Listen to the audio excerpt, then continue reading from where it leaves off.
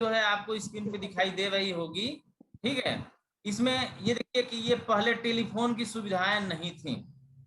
लोग एक दूसरे का हाल चाल जानने के लिए संदेश वाहक, पत्र, टेलीग्राम और प्रशिक्षित कबूतरों द्वारा संदेश भेजे जाते थे। ये देखिए, ये फिर से यू कनेक्टेड। देखिए, जैसा कि जानते हैं कि पहले टेलीफोन की सुविधा भी नहीं थी। अब तो हम लोग लाइव जो है आपसे जुड़ रहे हैं। किसी का हाल चाल जानने के लिए मैंने बताया था कि कबूतर रखे जाते थे, प्रशिक्षित होते थे। गले में जो है चिट्ठियां जो है डाल दी जाती थी, वो चिट्ठी ले जाके जो है वहां पे क्या करता था, दे देता था। जो पावती था, जो मतलब जो पाने वाला था उसको दे देता था। अब देखिए, आज के वैज्ञानिक युग में संदेशों के आदान प्रदान के लिए फैक्स, ईमेल आदि का प्रयोग हो रहा है। देखिए, अब जो है क्या हो रहा है कि इस समय जो है, अब तो आप इतना जो है प्रशिक्षित, इतना अभ्यस्त हो चुके हैं। इस समय जो है हम लोग जो है वैज्ञानिक तकनीकी के आधार पे हम एक दूसरे से जुड़ रहे हैं। मतलब समझिए कि के युग से हम कितना एक्सपर्ट हो चुके हैं, कितना आगे बढ़ चुके हैं। देखिए, ये चूंकि किताब पुरानी है, लेखक पुराना, इसलिए वो बात दे रहा है। ईमेल आदि का प्रयोग हो रहा है। गांवों में पीसीओ एसटीडी आईएसडी व्यवस्था द्वारा संसार के किसी भी कोने में टेलीफोन द्वारा संपर्क करने की सार्वजनिक सुविधाएं उपलब्ध हो जाती हैं। देखिए, गांवों में जो है तो एसटीडी आईएसडी हुआ करते थे, बूथ हुआ करते थे। लोग उसमें जा करके फोन किया करते थे। ये जान जाइए कि अगर 1 मिनट जो है फोन करते थे लोग, हम याद है 2-2 रुपया लगता था, और 10 मिनट कर दिए 20 रुपया लग जाता था। अब ये हमारी सूचनाएं इतनी सस्ती हो गई कि पता चलता है कि 10 पैसा पर मिनट के हिसाब से अब बातें हो रही हैं। देखिए, ये पहले के जो है टेलीफोन अभी भी होंगे। ये फैक्स मशीन थी। अब तो हमारे जो है फोटो स्टेट जो है मशीन आ गई है, बहुत सारी चीजें आ गई हैं जो ये हम कर देते थे। अब देखिए, पहले लोग घुड़सवारी, शतरंज, ढोलक आदि कई प्रकार के क्षेत्रीय संगीतों के माध्यम का उपयोग करके मनोरंजन करते थे। अब देखिए, पहले क्या होता था, पहले अगर मान लीजिए हमको जो है मौज मस्ती करना, तो हम घुड़सवारी करते थे, खेल खेलते थे, चौपाल लगा के जो है ढोलक झाल इत्यादि को जो है क्षेत्रीय गायन बजायन करते थे, जिससे कि हमको जो है क्या मिलता था, आनंद मिलता था। अब तो समझिए कि कोरोना काल में जो है ये सब चीजें दूर की वस्तु हो गई। समझिए कि जो है मान लीजिए कि पहले हम, आप लोगों को याद होगा, शायद आप लोग खेलते भी हैं, कबड्डी तो खेलते ही हैं, कबड्डी खेलते हैं। इसके बाद जो है, यस सर। हाँ कबड्डी खेलते, क्या खेलते हैं कि नहीं? हाँ, हेलो, चीका खेलते हैं कि नहीं? हेलो। Yes sir. चीका खेलते हैं ना? और हम लोग तो बहुत खेले हैं। Yes sir. हाँ, चीका खेलते हैं। और जो है, बल्कि अब आधुनिक जो बच्चे हो गए हैं, वो मोबाइल में इतना व्यस्त हैं कि वो चीका भूल गए हैं। ठीक है, वो क्या कर दिए हैं, चीका भूल गए हैं।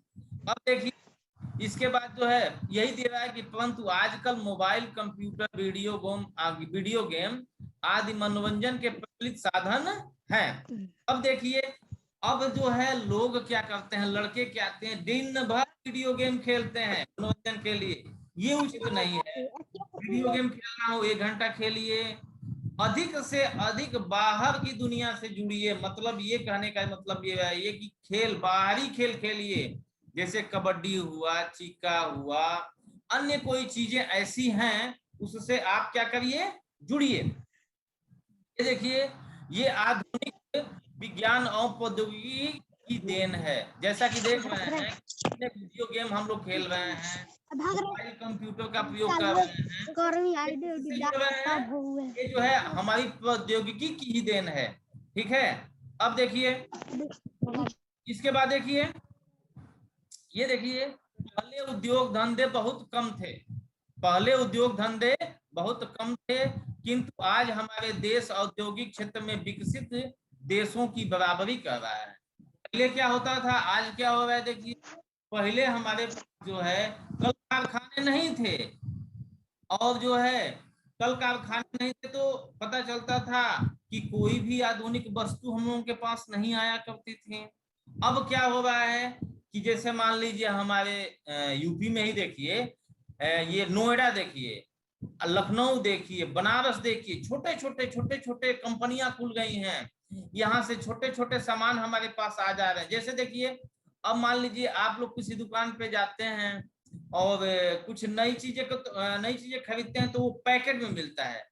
तो बताइए कोई ना कोई जो है मशीन तो होगी ना जो पैकेट में करती होगी।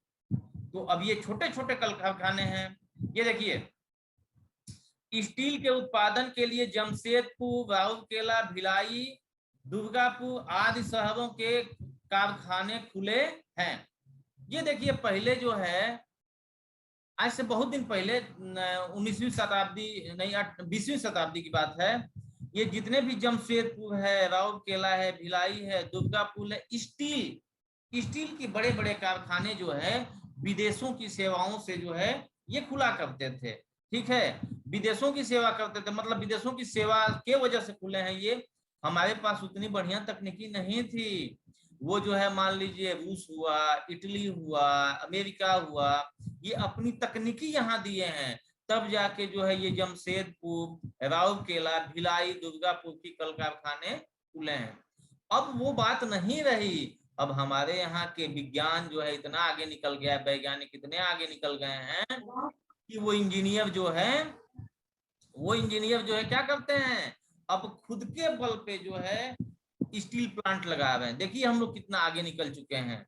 अब देखिए, इसी क्रम में रिहंद में जल शक्ति में विद्युत बनाने के लिए हाइड्रो इलेक्ट्रिक पावर स्टेशन। ये बताइए, ये एक शब्द आ गया हाइड्रो इलेक्ट्रिक, इसका मतलब समझ आ रहे हैं आपको? हाइड्रो का मतलब क्या है? हाइड्रो का मतलब क्या है? हाइड्रो का मतलब होता है पानी। इलेक्ट्रिक मतलब कि पानी से इलेक्ट्रिक तैयार करना। क्या करना? पानी से इलेक्ट्रिक तैयार करना। देखिए, पानी से इलेक्ट्रिक तैयार करना हमारे लिए सबसे सस्ता है और पर्यावरण मित्र टाइप में है। इसमें कोई प्रदूषण नहीं होता है। जैसा कि देखिए और भी कारखाने लगे हैं, जैसे ओबरा में है, अनपरा में है, की में है, ऊंचाहार में है, यहाँ से भी बिजली पैदा किया जाता है। बल्कि दिक्कत जानते हैं क्या है यहाँ पे? यहाँ कोयले से पैदा किया जाता है और कोयला हमारी धरती के लिए क्या है, वायुमंडल के लिए क्या है, नुकसानदायक है। इसलिए जो है हमारी जो हाइड्रो पावर स्टेशन है वो हमारे लिए बेहतर है। वो बिना किसी नुकसान के हम लोगों को क्या दे देते हैं, बिजली देते हैं। कोयले से विद्युत बनाने के लिए नेशनल थर्मल पावर कॉर्पोरेशन के पावर स्टेशन स्थापित किए गए हैं। अब ये देखिए कि एनटीपीसी जो है, एनटीपीसी देख रहे हैं ना, national thermal power corporation, NTPC. अब ये देखिए इसके बाद जो है, ये देखिए जैसे अब कोयले से जहां जहां बिजली पैदा किया जाता है, कोयले वाला जहां जहां बिजली पैदा किया जाता है उसको एनटीपीसी कहा जाता है, क्योंकि वो जो है कोयला वहां डाला जाता है, भाप बनता है, भाप से टरबाइन चलती है और जब टरबाइन चलती है तो बिजली पैदा होता है। अब देखिए हम अपने लैब में आपको जो है वो एक हमारे पास जनरेटर था जिससे चला करके हम क्या पैदा कर लेते थे, बिजली पैदा कर लेते थे। ठीक है, अब देखिए इसके बाद इसी प्रकार नाभिकीय ऊर्जा से विद्युत ऊर्जा के उत्पादन के लिए ट्राम्बे, नरोरा, राणा सागर, कल्पक्कम में पावर स्टेशन कार्य कर रहे हैं। ये देखिए इसमें क्या हो रहा है कि नाभिकीय ऊर्जा, इसमें जो है नाभिकीय ऊर्जा की बात किया है। भाई देखिए कोयला का भी प्रयोग नहीं करना है और बिजली पानी से भी नहीं प्रयोग करना है। अब हम किससे प्रयोग कर रहे हैं? नाभिकीय ऊर्जा से। नाभिकीय ऊर्जा क्या है भाई? मतलब जो है पास जो यूरेनियम है ना, वो यूरेनियम जो है, यूरेनियम को तोड़ा जाता है और यूरेनियम को तोड़ करके ऊर्जा पैदा किया जाता है, और जब ऊर्जा पैदा किया जाता है तो उससे बिजली और जब उससे बिजली पैदा होती है तो उस बिजली को जो है नाभिकीय ऊर्जा कहा जाता है। ये बहुत खतरनाक है भाई।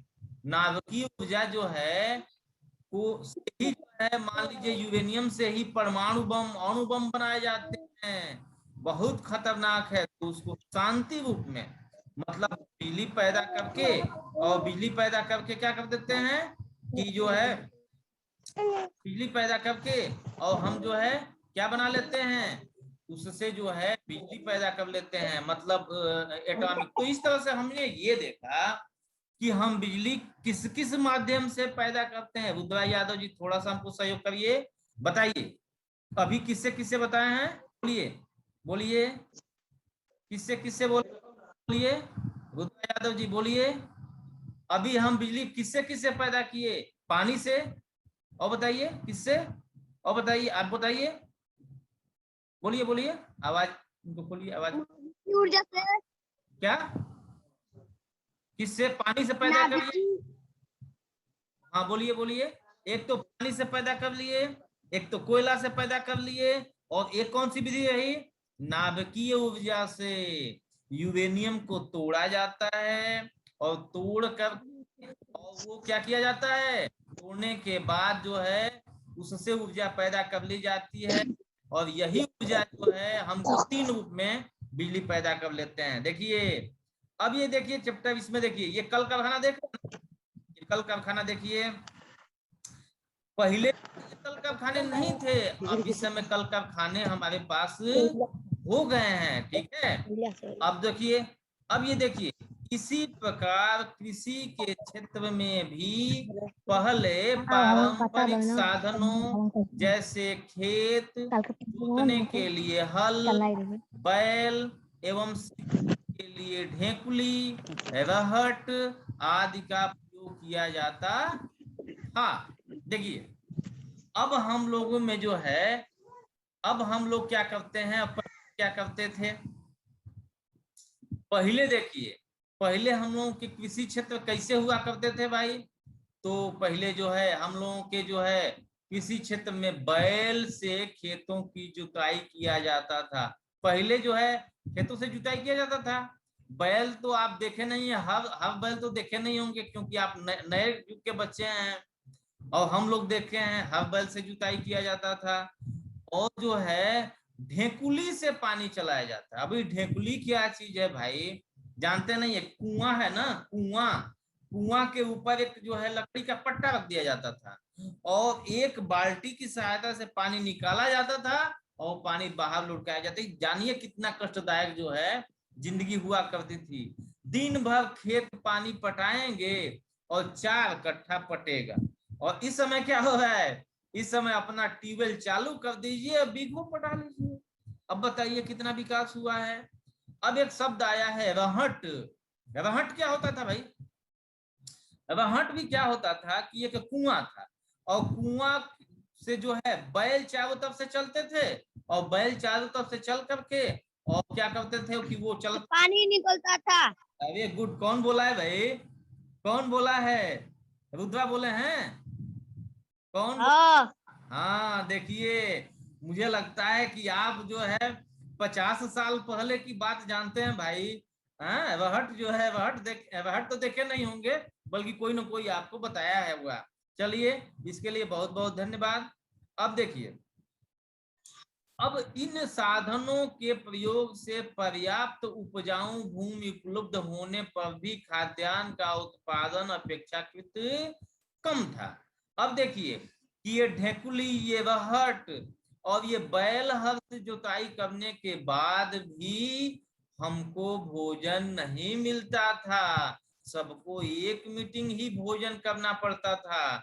अब जो है जब एक ही मीटिंग जो है भोजन करना पड़ता था, ये देखिए, अब जब एक मीटिंग ही भोजन करना पड़ता था तो उसके लिए क्या की, अब देखिए ये आधुनिक रूप से देखिए ये क्या आ गया, ये क्या कहा जाता है इसको, ये जो है आपके गांव में घूमने वाली कंबाइन है, गेहूं के प्लाटों क्या कर रही है, काट रही है। अब देखिए इसके विपरीत आज के वैज्ञानिक युग में कृषि के क्षेत्र में अनेक आधुनिक एवं सुविधाजनक यंत्रों का प्रयोग होने लगा है।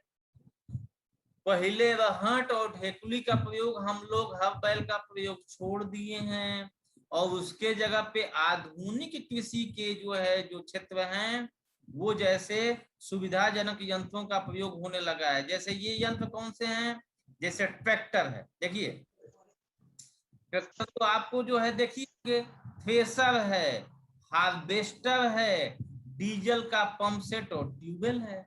अब देखिए इसमें क्या हो रहा है कि अब ट्रैक्टर से हर बैल का काम खत्म हो गया, थ्रेसर से मजदूरों का काम खत्म हो गया।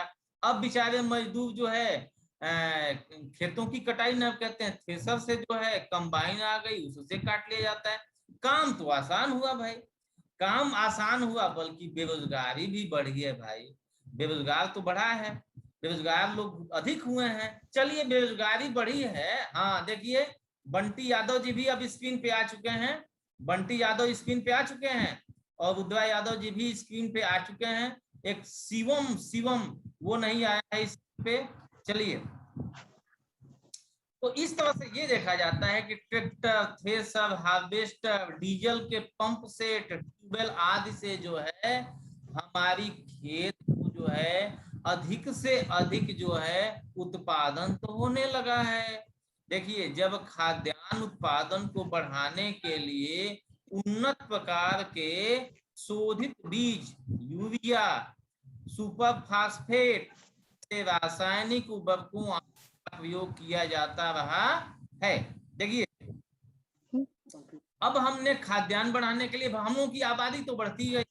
देखिए जब हम लोग आजाद हुए थे 1947 में, तो देश की आजादी के समय हमारी केवल और केवल 37 करोड़ थी भाई। 2021 में आज की आबादी भारत की 125 हो गई है। बताइए कितना हम लोग बढ़ गए हैं। पहले कितना था, तो मात्र 37 करोड़ 1947 में थे। अब कितना हो गया है, 137 करोड़ हो, 121-22 करोड़ हो गया है, लगभग ये आ रहा है। अब देखिए तो इतना जब बढ़ गया है तो बताइए इनको भोजन चाहिए ना भाई। तो भोजन के लिए क्या किया सरकार कि उन्नतशील बीज दिया। उन्नतशील बीज का मतलब क्या होता है भाई, कि वो बीज जो हमारे खेतों में जब डाला जाए तो अच्छा पैदावार क्या दे, अच्छा पैदावार दे। अब देखिए क्या हुआ, हाँ इंडिया का पॉपुलेशन इस समय अभी डाटा निकाले हैं हम, 136 करोड़ दिखा रहा है। देखिए 136 करोड़ 2019 में दिखा रहा है। और कितना हम थे 100 नहीं 1947 में 37 करोड़ थे, 1947 में 37 करोड़ और इस समय 136 करोड़, सीधे 100 करोड़ हम लोग बढ़ गए हैं। क्या हो गया है, सीधे 100 करोड़ बढ़ गए हैं। तो इतना बढ़ने के बाद भोजन चाहिए ना, चावल चाहिए, गेहूं चाहिए, दाल चाहिए, अब इतना चाहिए। तो इसको पैदा करने के लिए क्या किया गया, शोधित बीज डाला गया, यूरिया, हर घर में यूरिया डाल जाता है खेतों में, सुपर फास्फेट। अब कहेंगे ये सुपर फास्फेट क्या है भाई, तो सुपर फास्फेट ये डाई जो देखे ना गांव में, डाई जो डाला जाता है वही डाई सुपर फास्फेट है। आदि रासायनिक उर्वरकों द्वारा प्रयोग किया जा रहा है। अब देखिए हम लोग क्या किए हैं कि खेतों में उन्नत बीज डालें, हम डाई डाले, यूरिया डाले, खेतों को ट्रैक्टर जो पहले एक बार जोताई होता था उसको 4 बार कर दे रहे हैं। अब इतना जब हार्वेस्टर से कटाई कर दें तो बहुत व्यापक मात्रा में गेहूं, चावल, ये सब चीजें पैदा हो जा रही हैं। जब बहुत सारी चीजें पैदा हो जा रही हैं तो इस तरीके से ये देखते हैं कि अब हमारे पास पैदावार तो हो गए, अब हम खाद्यान्न के क्षेत्र में आत्मनिर्भर हो गए हैं। मतलब हम अब किसी से विदेश से गेहूं और चावल नहीं ले आते हैं। अच्छा ये देखिए एक चीज, एक बात बताऊं आपको, एक कहानी मुझे याद आ गई। कहानी सुनना चाहेंगे ना? कहानी सुनना चाहेंगे तो मैं कहानी बता दे रहा हूँ। देखिए हम लोगों का जो है पहले नहीं सर। 1970 के आसपास, 1970 के आसपास जो है हम लोग जो है गेहूं मंगाया करते थे। अमेरिका से गेहूं आता था। कहाँ से आता था? अमेरिका से गेहूं आता था। और वहां से गेहूं आता था, लोगों को अनाज दिया जाता था, लोग खाते थे। एक कहानी मैं बताऊं कि हम लोग जो है रूस से उस समय ज्यादा नजदीक में थे और अमेरिका से कम नजदीक में थे। अब संयुक्त राष्ट्र संघ की मीटिंग, मतलब पूरे विश्व के जो देश थे वो मिले हुए थे, और मिल करके और वहां मीटिंग चल रही थी। और जब मीटिंग चल रही थी तो उसी मीटिंग में जो है क्या हुआ कि एक बार जो है हम लोग किसका पक्ष ले लिए? हम लोग एक बार जो है पक्ष ले लिए रूस का। तो रूस का पक्ष ले लिए, और रूस का पक्ष ले लिए तो जो है हमारा जो प्रतिनिधि था वहां पे संयुक्त राष्ट्र संघ में, तो वो जो है जब मीटिंग खत्म हुई तो खत्म होने के बाद जो है क्या हो गया, खत्म जब हुआ तो सभी लोग चाय नाश्ता पे गए। जब चाय नाश्ता पे गए तो इसके बाद जो है पता चला कि चाय नाश्ता पे गए तो कहा क्या, अमेरिका वाला प्रतिनिधि, कि जो है हमारा खाते हैं और दूसरे का गाते हैं। तो हमारी प्रतिनिधि को बड़ा बुरा लगा। इसके बाद जब बुरा लगा तो जो है अब वो आके कहा कि भाई जो है हम लोग खाद्यान्न के क्षेत्र में आत्मनिर्भर हो। इसी के बाद जो है हमारे देश में हरित क्रांति आ गई। देखिए यह सब हरित क्रांति के द्वारा संभव हुआ है। देखिए अब हमारे पास समय बहुत कम है, समय खत्म होने वाला है। अब थोड़ा सा ये बता दें आपको कि आधुनिक कृषि उपकरण, उन्नतशील बीजों, उर्वरकों और पर्याप्त सिंचाई के साधनों के द्वारा कृषि क्षेत्र में आशातीत, एक शब्द आ गया आशातीत, माने आशा के अनुरूप वृद्धि को ही हरित क्रांति कहते हैं। और हरित क्रांति की ही देन है हम लोगों को पर्याप्त भोजन मिल रहा है। बल्कि नुकसान भी उसने किया है, नुकसान हम बाद में चर्चा करेंगे आपसे। और हमारा समय शायद अब खत्म होने वाला है, और फिर मैं आपको जो है पढ़ाऊंगा ऐसे ही। और एक चीज मैं बता दूं आपको कि तकनीकी दिक्कत आएगी, कुछ हमको भी समझना नहीं आ रहा है तकनीकी रूप से, और आपको भी कभी कुछ हो रहा है, कुछ होगा, कभी आवाज आ रही है, कभी कुछ नहीं। धीरे धीरे हम लोग इसको सीख लेंगे और एकदम एक्सपर्ट हो जाएंगे, ठीक है? तो इस तरह से अब हमको लगता है कि हम लोगों का समय जो है खत्म होने वाला है। हाँ, अगर समय रहते कुछ